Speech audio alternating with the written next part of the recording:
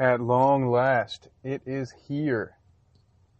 NBA Finals Game 1 starts in 2.5 hours, and guys, I have to admit, I still don't know exactly who I think the favorite is or should be, or who I think is going to win. Welcome to another episode of Off The Bandwagon. I am, of course, Kev. If you've listened to the show, you know that by now. Nate and Sean are unable to join me today. And when I asked Nate for his NBA Finals prediction, he went with the Chicago Bulls. So, that's pretty much standard there. I don't think Nate will even watch the finals. But don't worry, guys. I'm here for you. I will be talking you through this whole 2-week process. If it lasts that long, which I think it will. That's the one thing I can almost guarantee is we will not see a sweep or a 5-game series. I could not imagine how that would go down. But we'll keep this short and sweet. I want to break down the advantages each side has, disadvantages, whatnot. There are plenty of other things that have gone on in the world of sports we have been unable to talk to you about. Tiger Woods, Peyton Manning getting a statue, Bryce Harper getting drilled in the hip for something he did for doing his job 3 years ago. Anyway, I can't really touch on any of that right now, but I will be back. Check in this weekend. We're going to do a massive update, just talk about all the things in sports that we have missed. But we're back for you guys going forward. Going to look to make this regular content. I'm actually going to submit a poll, see what day works best for you listeners. We're going to try to get a schedule put in place, get some things together, try to organize this operation a little bit better. But enough of all that boring stuff. Let's break down Game 1. That seems like the place to start, right? Warriors versus Cavs. So I've been keeping an eye on this all day, and it's still, it seems like we won't have Steve Kerr pulling a Willis Reed moment in Game 1. I think that's smart.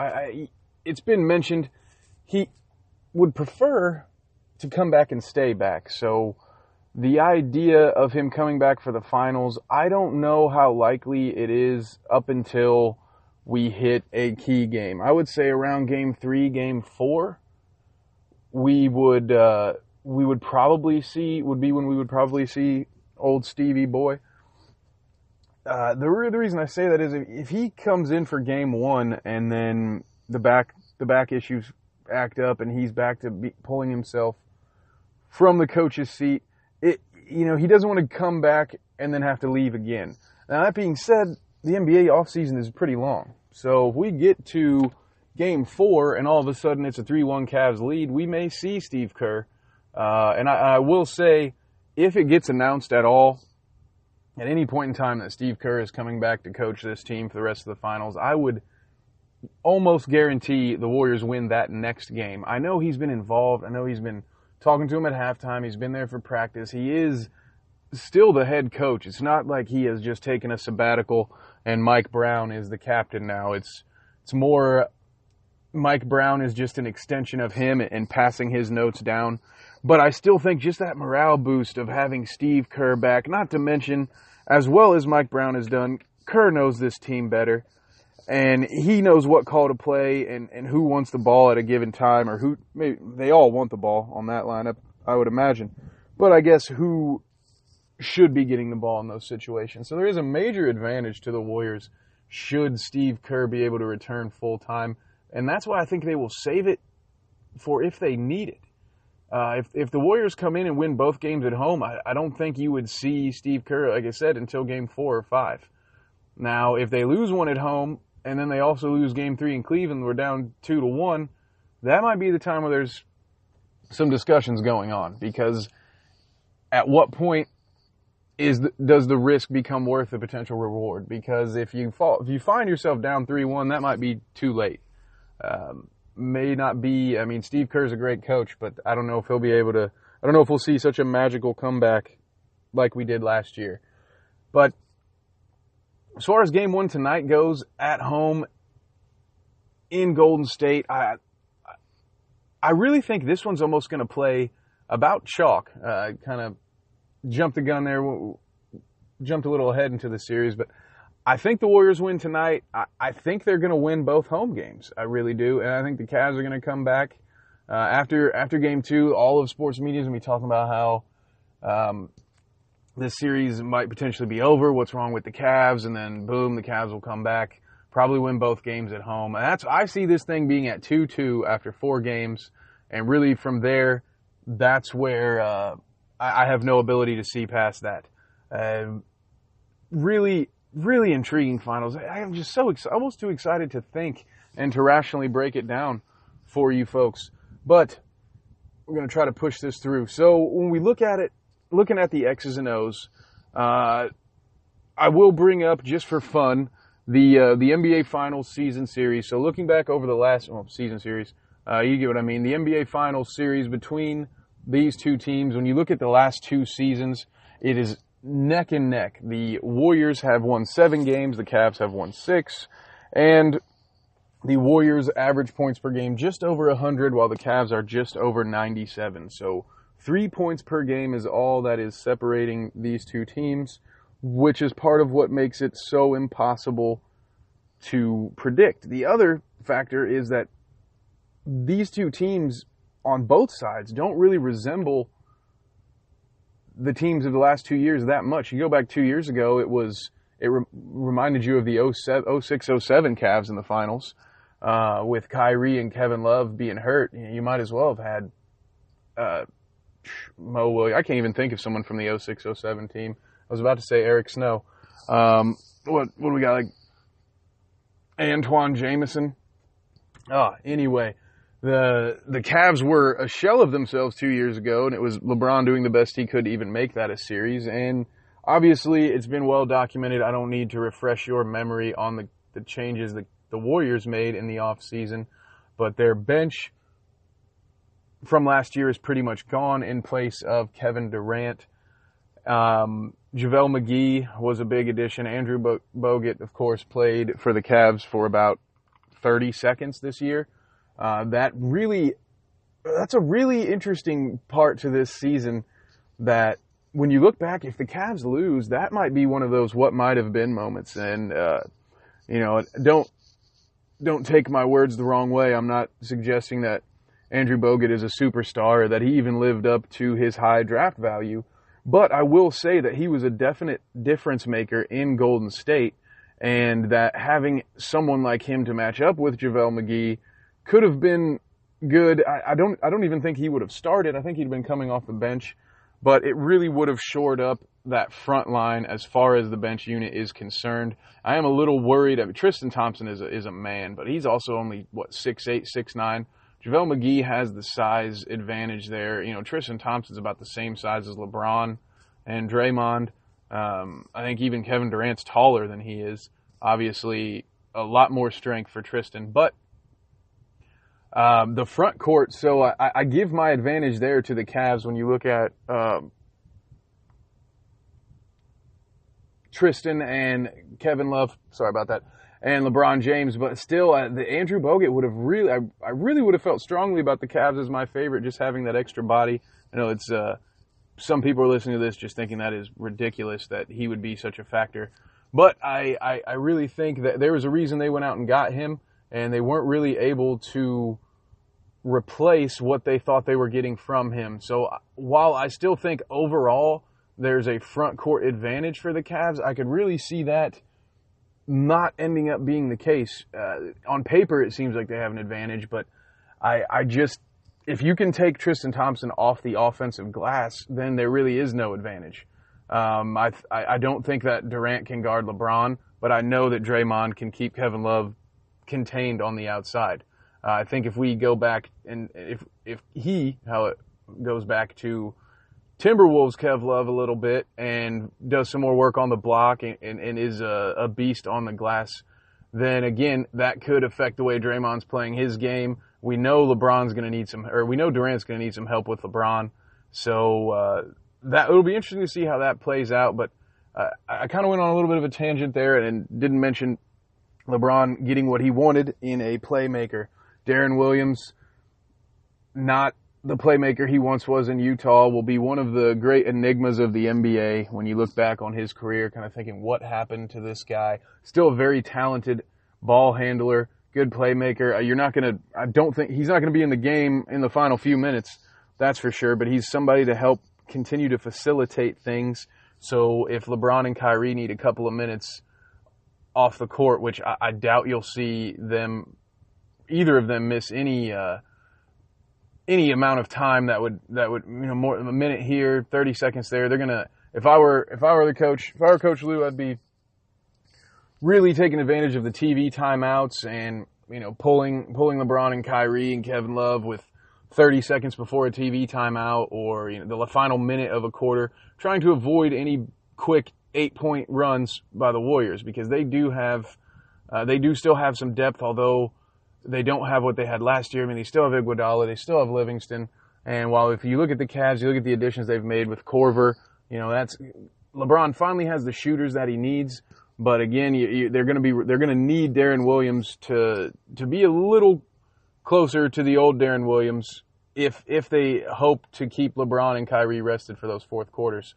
I will say, looking at the bench units themselves, I'm going to give the Cavs the advantage there. Again, they have a lot of veterans on that bench unit. I don't think you'll see a lot of Richard Jefferson, but he's God, I feel like he's been in the league since I've been 8 years old. That counts for something. Look at the Cubs with David Ross. It counts to have these guys. Obviously, they have LeBron. They don't really need a leader, but it's got to be nice to have guys like Richard Jefferson and Kyle Korver on the bench, because LeBron's never on the bench.